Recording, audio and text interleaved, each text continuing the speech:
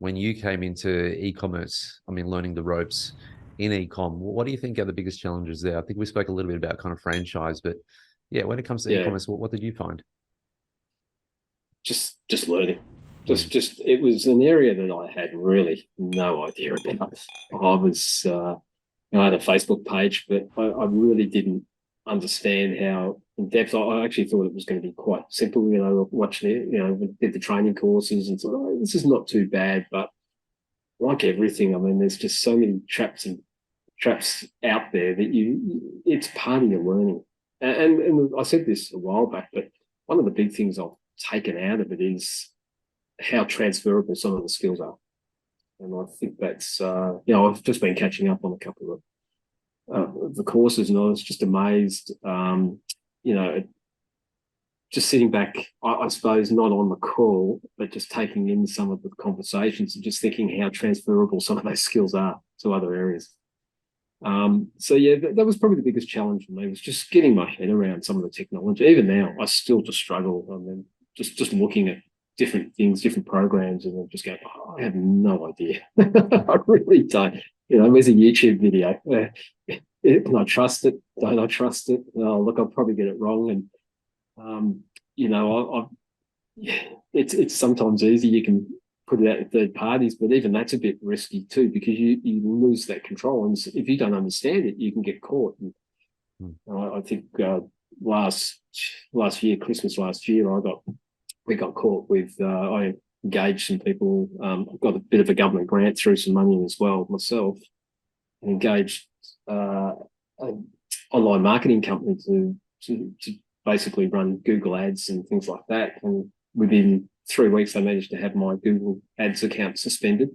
oh, We couldn't get it back. And I lost a lot of business over Christmas last year, huge amount of business. My listings were going down. They just completely messed it up. And the more I fought with them, the worse it got. yeah. And even today, it's still suspended. I just gave up. I threw my hands up there and just went, this is just too hard. So I think that's the big challenge, is sometimes trying to maintain the control and the understanding, but at the same time, like Graham was saying on last week, I think it was, I was watching, finding the time you need to do that is sometimes hard. And that's where I love a group like this, because you can get recommendations of people who have used people, and you can piggyback off that, and you know that you're going to get a level of service. I've actually sort of pared it back a little bit to more focus just on the Amazon at the moment, because after the Google account shut down, of course, I ran out of stock the previous Christmas, and then I couldn't get more stock, so the listing dropped off a lot.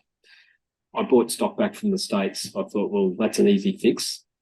So I shipped a lot of stock back from the States, got it back here to try and prop up Australia, because America was struggling a little bit, and in the area that we were in, it became very competitive. We had a lot of Chinese sellers come into that niche, and that really hurt, because Amazon PPC was going through the roof, and it was very, very hard. We built up. I got us up to about page 2 in the US, which was really good. But then I did something which today I'm still not quite sure what I did, but I managed to get the listing suspended myself. And it took me probably 4 months to finally work out that I changed the setting. And that's all it was. I changed the setting. I don't know how I did it, but I did. And I was just lucky that I actually just found someone. I think Neil said always get in touch with Amazon on a Saturday, Sunday, because they're the ones that are trying to get the full-time job and they really care. And I just out of chance emailed someone, or got someone on the Saturday, and they said, "Oh, have you tried this?" I went, "No, I haven't." I had a look at it and went, "Oh, I'll turn that on." I can't remember what it was, but I turned it back on and changed the setting on it, and bang, listing came back up. It was working perfectly. But Wow. 4 months that took me. Wow. So obviously, being in the US, we've gone from page 2 to about page 20 in that time. And so I just went, oh, look, I'll just bring all the product back. So I brought it back here in time for Christmas last year. Got it back here, and the shipping agent I used an Australian guy that I knew. Um, they shipped it out. They damaged half the product, Yeah. not the actual product, sorry, the packaging.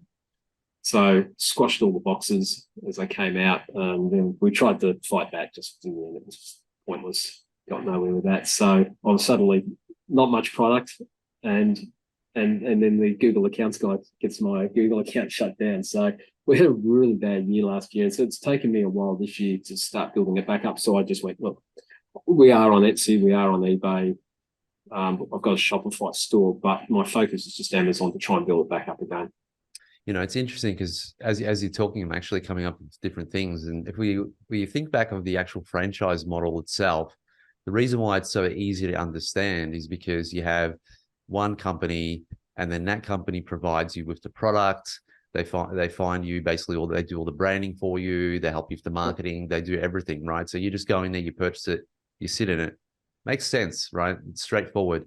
When you get into the online world, it's kind of complex because there's so many different moving parts, right? It's like, okay, do I sell my product on Amazon, or how do I get traffic, or do I go on eBay, or do I do Google ads, or how about my Facebook? And then you have all those little nuances in between, getting something, getting the Facebook account hacked or getting the Google ads suspended. And there are so many different moving parts. And because we're online, it's very easy to get distracted too. It's very, very easy to look at something and say, oh, let's try this or let's try that, without really sticking to what we should be doing until we get it right.